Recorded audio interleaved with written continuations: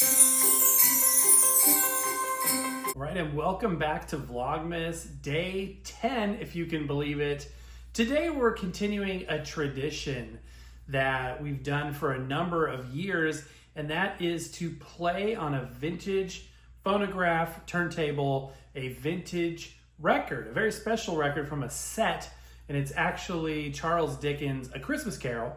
And we don't do it, multiple parts throughout the year. We do multiple parts over the course of years. So what that means is this is part 3 and the third year that we've done it. So it's a very slow storytelling process, but it's a tradition. They are longer records. They're 12-inch 78. So to sit down and do the whole thing would take a lot of time, but I try to stop, usually every Vlogmas and share another part of that. It is evening time, as you can see, and we are gathered by the Christmas tree with no other lights on in the house except for the Christmas tree. It creates a wonderful glow, sort of an intimate setting. I love this part of Christmas so much. When the sun is down, the Christmas tree is the only light source, and it's just a very, very cozy time. So I no longer have the wind-up 1917 Vita Nola that we've used previously for this. So this year we're going to be using a different phonograph.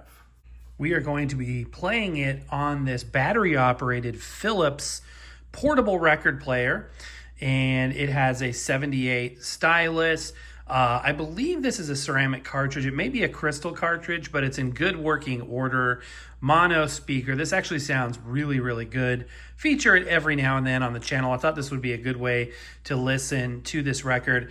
And it's on top of my Victrola Liberty, which lives over here by the tree. And it's really fun to play Christmas records by the tree. In fact, we'll be featuring more Christmas music in the form of shorts and over on our TikTok channel, playing on this with the glow of the Christmas tree in the background. So this should be a treat. Really looking forward to this. As for the records themselves, like I said, it's a 12-inch album. Professor Earl W. O'Barry and Dickens' A Christmas Carol, music by Ken Wright. And it's an album, of 12-inch 78 RPM records. I think this is from about 1940. We've talked about that in a bit more detail, but yeah, this is an original. I got this as a birthday gift for my wife several years ago, and we've got more discs to go. So you're going to have to tune in subsequent years of Vlogmas in order to eventually finish this story.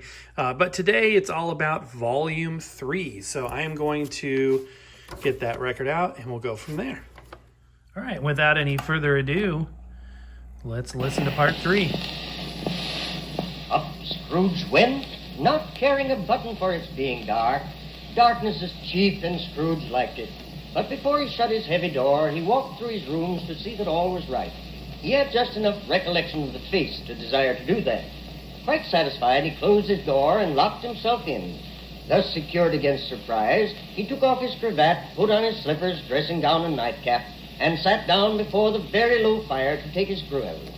As he threw his head back in the chair, his glance happened to rest upon a bell. It was with great astonishment and a strange, inexplicable dread that as he looked, he saw this bell begin to swing. Soon it rang out loudly. So did every bell in the house. This was succeeded by a clanking noise deep down below, as of someone dragging a heavy chain over the casks in the wine merchant's cellar. Then he heard the noise much louder on the floors below. Then coming up the stairs. Then coming straight toward his door. It came on through his heavy door. And a spectre passed into the room before his eyes. And upon its coming in, the dying flame leaped up as though it cried, "I know him, Marley's ghost," and fell again. The same face, the very same, Marley in his usual tights and boots.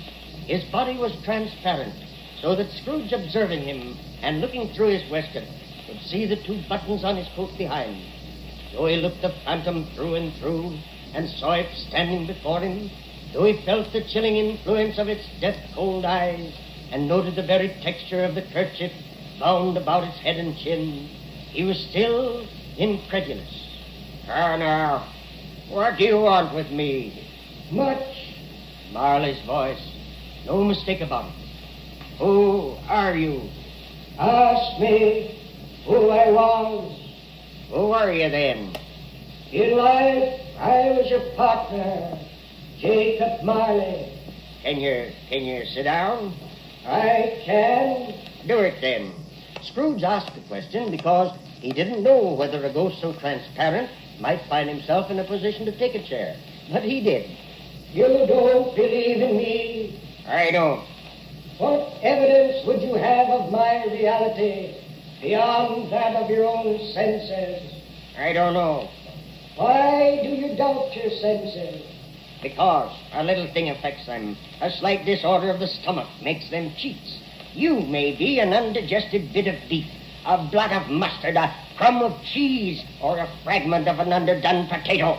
There's more of gravy than of grave about you. Whatever you are.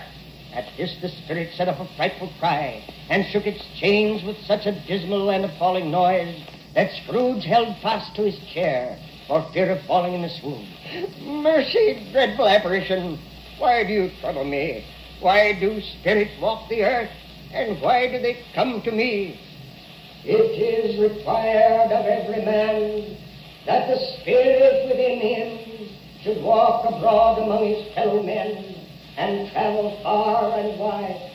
And if that spirit goes not forth in life, it is condemned to do so after death. It is doomed to wander through the world. Woe is me, and witness what it cannot share, but might have shared on earth and turned to happiness.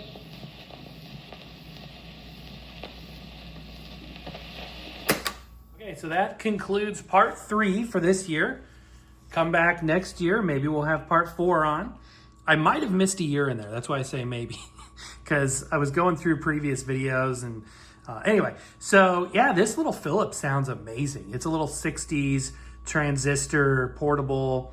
And what's one thing that's kind of funny about it is there's absolutely no braking on this platter, which is a heavy metal platter. So it gives it a flywheel effect to make up for the fact that it's so small. But it just spins for like 3 minutes after you stop playing the record. Also, I got the year wrong on this. It's a little bit newer than I thought. It actually says 1949 by Mr. or Dr. Earl O'Barrow. And then up at the top there, it looks like this belonged to Victoria at one point. So apparently there are 10 parts. So we've got plenty of content to come back for. Thank you so much for your support of our Vlogmas series and for the channel in general. We love you guys, and we'll be back tomorrow with more.